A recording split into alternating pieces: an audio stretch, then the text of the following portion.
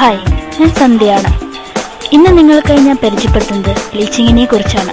Bleaching നമ്മുടെ മുഖത്തിന്റെ മങ്ങിയ നിറം മാറ്റി പ്രകാശമുള്ളതാക്കാൻ സഹായിക്കുന്നു. ബ്ലീച്ചിങ് മാസത്തിൽ ഒരു പ്രാവശ്യമെങ്കിലും ചെയ്യുന്നത് നല്ലതാണ്. ബ്ലീച്ചിങ് മൂലം ചർമ്മത്തിന്റെയും രോമത്തിന്റെയും നിറം കൂടുതൽ പ്രകാശമുള്ളതാക്കുന്നതിനും ചെറിയ രോമ വളർച്ചയെ നിയന്ത്രിക്കുന്നതിനും കഴിയുന്നു.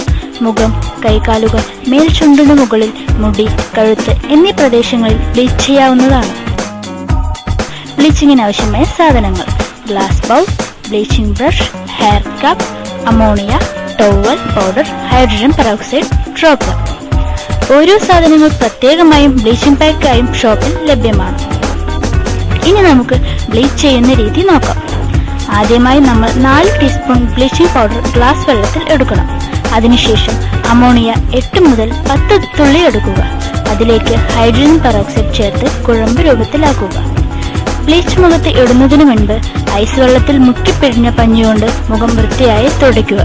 തലയിലെ മുടി മുഖത്തേക്ക് വരാത്ത വിധം ക്യാപ്പ് വയ്ക്കുക. അതിനുശേഷം നമ്മൾ കുഴമ്പ് രൂപത്തിൽ യോജിപ്പിച്ച് വെച്ചിരിക്കുന്ന ബ്ലീച്ചിങ് ബ്രഷ് കൊണ്ട് മുഖത്ത് തേച്ച് പിടിപ്പിക്കാം. താടി മുതൽ മുകളിലേക്കാണ് ബ്ലീച്ച് തേച്ച് പിടിപ്പിക്കേണ്ടത്. ബ്ലീച്ച് നമ്മൾ മുഖത്തിടുമ്പോൾ പ്രത്യേകം ശ്രദ്ധിക്കേണ്ടത് പുരുകത്തിലോ കൺതടങ്ങളിലോ ഇടരുത്.